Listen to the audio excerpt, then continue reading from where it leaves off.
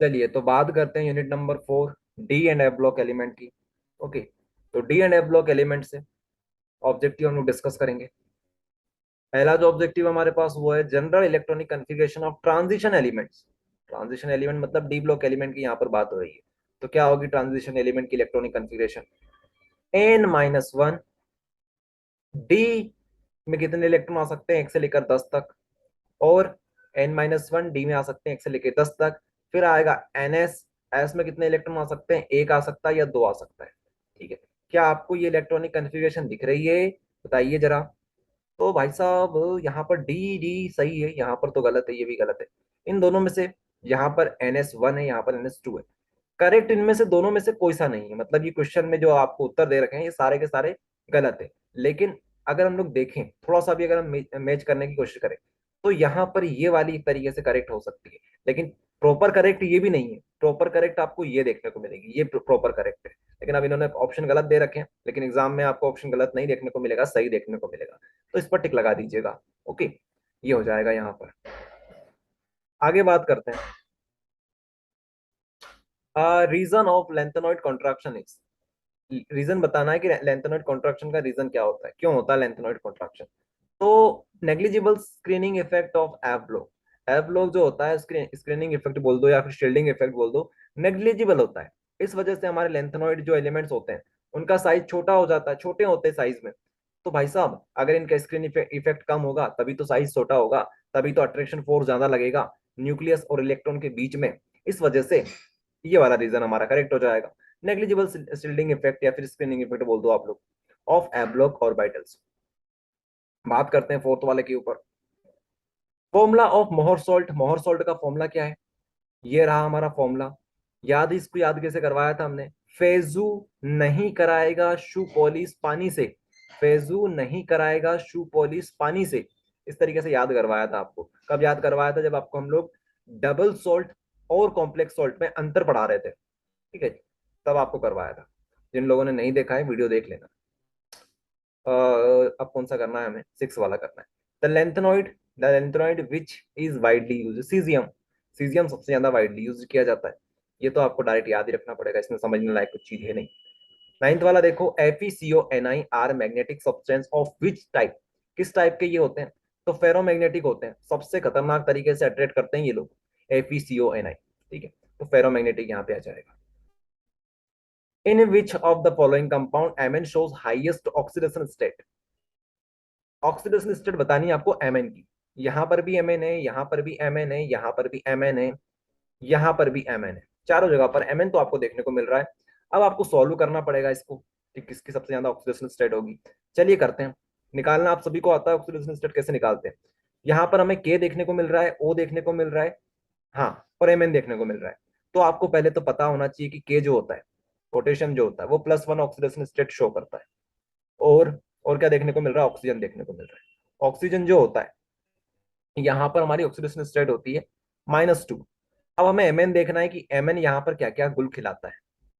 पहला वाला देखो, के यहाँ, अब आप लोग देखते जाइए, के यहाँ पर 2 है, K2MnO4 है, तो 2 है, तो 2 से मल्टीप्लाई करिए 1 का, तो क्या आएगा? +2। फिर एक्स दे रख Mn दे रखा है, Mn को हम लोग एक्स मान लेते हैं।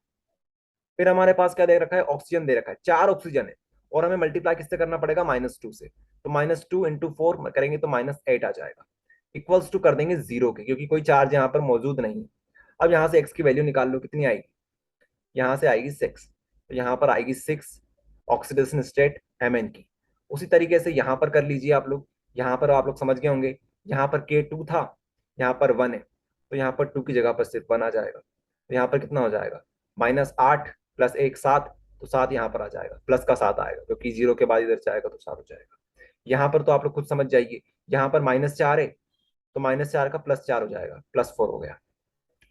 यहाँ पर देखिए Mn 3 है, तो ये तो हो नहीं सकता, क्योंकि यहाँ पर Mn को भी 3 से डिवाइड करना पड़ेगा, और O यहाँ पर भले ही 4 हो। तो हमारा करेक्ट आंसर इनमें से देख लो कौन सा हो जाएगा। ये बिल्कुल करेक्ट हो जाएगा। ये तो देख के ही समझ में आता है कि Mn ही इन्होंने 3 दे दिया, 3 से डिवाइड भी करना पड़ेगा, और डिवाइड करने से कोई चीज बड़ी नहीं होती, छोटी होती जाती है। तो यहाँ पर हमारा करेक्ट हो जाएगा बी वाला। ऑक्सीडेशन स्टेट अगर आपको आती है तो ये चीज हलवा है आपके लिए। चलिए आगे देखिए। The transition element are coloured due to, हमारे ट्रांजिशन एलिमेंट कलर क्यों होते हैं? अनपेयर्ड इलेक्ट्रॉन की वजह से। बहुत इंपॉर्टेंट क्वेश्चन है, बहुत इंपॉर्टेंट। ट्रांजिशन एलिमेंट कलर्ड क्यों होते हैं? क्योंकि वो अनपेयर्ड होते हैं, वहां पर अनपेयर्ड इलेक्ट्रॉन की संख्या होती है डी ऑर्बिटल में। याद रखिएगा, ठीक है। और साथ में एक और होता है इसका आंसर, डीडी ट्रांजिशन वहां पर होता है।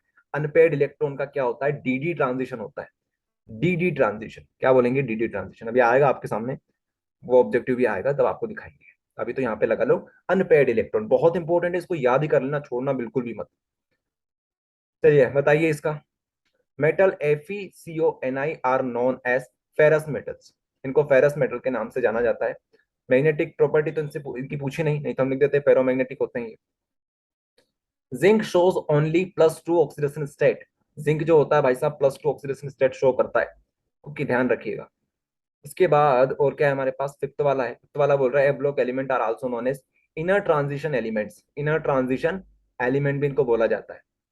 उसके बाद सिक्स वाला हमारे पास है transition elements and their compound are good catalyst. Good catalyst.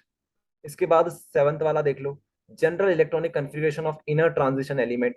तो इसकी जनरल इलेक्ट्रॉनिक कन्फिग्रेशन आपसे पूछ रहे हैं, इनर ट्रांजिशन की पूछ रहे हैं, ए ब्लॉक की पूछ रहे हैं, तो ये लिख देना। उसके बाद एट्थ वाला देख लो, eight D block elements are also known as. D block element को ट्रांजिशन एलिमेंट बोलते हैं। उसके बाद नाइन्थ वाला देखो, elements of first inner transition series is called lanthanoid. Lanthanoid इनको बोलते हैं। काफी सिंपल चीज थी ये तो, यहाँ से लेकर यहाँ तक। इसके बाद हमारे पास मैच द कॉलम है, इसको भी करवाएंगे आपको क्योंकि इंपॉर्टेंट चैप्टर है ये। चार ऑब्जेक्टिव यहाँ से आएंगे। पहला पूछ रहा है कॉइन मेटल कौन सी है?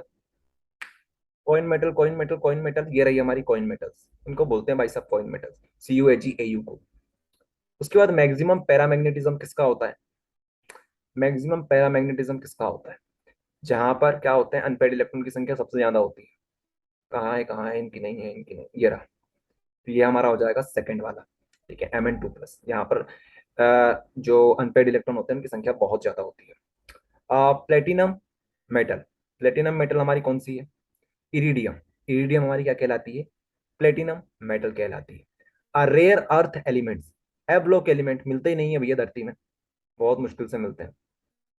ठीक है, और कौन सा हो गया हमारा? फिफ्थ वाला देख लेते हैं, कलरलेस एंड डायामैग्नेटिक। कलरलेस भी साथ में डायामैग्नेटिक भी, ऐसा कौन हो सकता है? एक्टिनॉइड्स नहीं, Zn2+। कलरलेस प्लस डायामैग्नेटिक, बिल्कुल सही बात है। कलरलेस, इसमें कोई कलर नहीं होता है, साथ में डायामैग्नेटिक है। ठीक है, डायामैग्नेटिक मतलब यहाँ पर इलेक्ट्रॉन पेयर संख्या जो होती है वो कैसी होती है? पेयर में होती है। ओके, 30 इलेक्ट्रॉन है, 30 में से दो निकाल दो तब भी 28 बचेंगे। 28 भी क्या है? ओड नंबर है, सॉरी इवन नंबर है, और इवन ही तो चाहिए हमें डायामैग्नेटिक। तो बिल्कुल सही हो जाएगा ये फिफ्थ वाला। समझ रहे हो चीज? जिंक जो है, जिंक में 30 इलेक्ट्रॉन होते हैं और +2 आपने लगा दिया तो दो इलेक्ट्रॉन बाहर निकाल दो, 28 बचे। और ये क्या होते हैं? ये भी हमारे कैसे होते हैं भैया? ये भी डायामैग्नेटिक नेचर शो करेंगे। ठीक है, और जो डायामैग्नेटिक है वो कैसे होते हैं?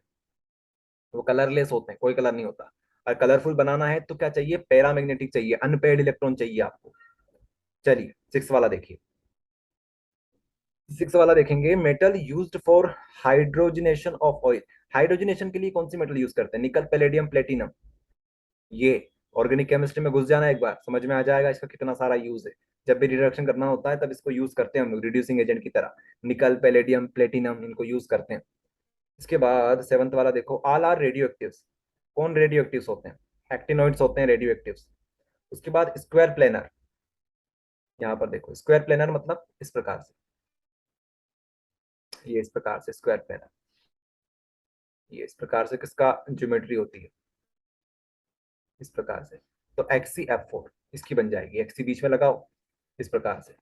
यहाँ पर आ जाएगा XC, यहाँ पर F, यहाँ पर F, यहाँ पर F, यहाँ पर F। इस प्रकार से इसकी क्या बन जाएगी? इसकी ज्योमेट्री बन जाएगी स्क्वायर प्लेनर। आगे देखो, one word.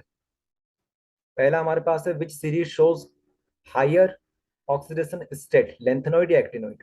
Higher oxidation state की पूछे तो आप लोग क्या लिखोगे? आप लोग लिखोगे एक्टिनॉइड्स। ठीक है, एक्टिनॉइड्स बाद में आएगा, उसकी हायर ऑक्सीडेशन स्टेट होगी। Which oxidation state of lanthanoid is most stable? +3। +3 is the most common, +3 होती है लेंथेनॉइड की। ठीक है, जब आप लोग डिफरेंस पढ़ोगे ना लेंथेनॉइड और एक्टिनॉइड का तब लिखना +3 oxidation is the common oxidation state of lanthanoids. उसके बाद हमारे पास क्या है? फिफ्थ वाला है out of D block element zinc does not show variable oxidation state. Zinc क्यों नहीं करता है? क्योंकि इसके पास डी ब्लॉक जो होता है वो पूरा फुल्ली फिल्ड होता है, 10 इलेक्ट्रॉन होते हैं इसके अंदर, 10 के 10। इसलिए यहाँ पर क्या होता है, फुल्ली फिल्ड होता है। कंप्लीटली फिल्ड लिख दो या फुल्ली फिल्ड लिख दो, एक ही बात है। सिक्स वाला देखो, which is the most important oxidation state of C U. C U जो होता है, कॉपर जो होता है हमारा, कॉपर की मोस्ट इंपोर्टेंट ऑक्सीडेशन स्टेट कौन सी है? +2 है, +2। ओके, ये आपको याद रखना पड़ेगा। और जैसे भी याद रख सकते हो यार कि जो डी ब्लॉक एलिमेंट्स होते हैं उसकी कॉमन ऑक्सीडेशन स्टेट क्या होती है? +2 होती है, तो +2 इसकी भी आ जाएगी, और क्या। सेवंथ वाला देख लो, A block element can be divided into how many series. 2 series में डिवाइड कर सकते हैं, लेंथनोइड एंड एक्टिनोइड। ये लिख देना, 2 आ जाएगा इसका। अब इसको थोड़ा सा क्लियर कर लेते हैं। आठवां देखो, लूनार कॉस्टिक किसको बोलते हैं? AgNO3, अग्नोत्री, जिसको हम लोग बोलते हैं अग्नोत्री। ठीक है, सिल्वर नाइट्रेट बोलते हैं, लेकिन अपनी भाषा में हम बोलते हैं अग्नोत्री। तो lunar caustic, Agnihotri, AgNO3। Ninth वाला देखो, in D block elements zinc does not exhibit variable oxidation state. Why? D block, जो डी डी ब्लॉक होता है उसमें जो जिंक होता है वो वेरिएबल ऑक्सीडेशन स्टेट नहीं शो करता है, वो बस +2 शो करता है। ऐसा क्यों है? इसका रीजन बताओ। क्योंकि यहाँ पर फुल्ली फिल्ड डी ऑर्बिटल होता है, वही रीजन है। जिंक के पास पूरे जो डी ब्लॉक होता है उसमें 10 इलेक्ट्रॉन पूरे भरे हुए होते हैं। अब तुमने पूरे तो भर लिए, अब कहाँ से आप लोग वेरिएबल ऑक्सीडेशन स्टेट शो करोगे? ठीक है, ऐसा नहीं हो सकता। 10वां देखो, what will alkaline solution of HgCl2 plus Ki known as. Nessler's reagent को बोलते हैं, HgCl2 एंड Ki को क्या बोलते हैं? नेस्लर्स रिएजेंट बोलते हैं। 11वां देखो, the salt of transition metals are generally coloured. Reason क्या है? DD transition. बोला था ना आपसे कि जो हमारे डी ब्लॉक एलिमेंट्स होते हैं, ठीक है, ट्रांजिशन एलिमेंट्स जो होते हैं वो कलर्ड शो क्यों करते हैं? क्योंकि यहाँ पर DD ट्रांजिशन होती है अनपेड इलेक्ट्रॉन्स की। इसको समझा रखा है हमने अपने क्रेश कोर्स में, इसको समझा रखा है। देखना कलर क्यों शो करते हैं, इसके 3-4 क्वेश्चन करवा रखे हैं। बहुत मजेदार तरीके से बता रखा है आपको, देखना आप लोग वीडियो। चलिए करें वीडियो को एंड। Thank you.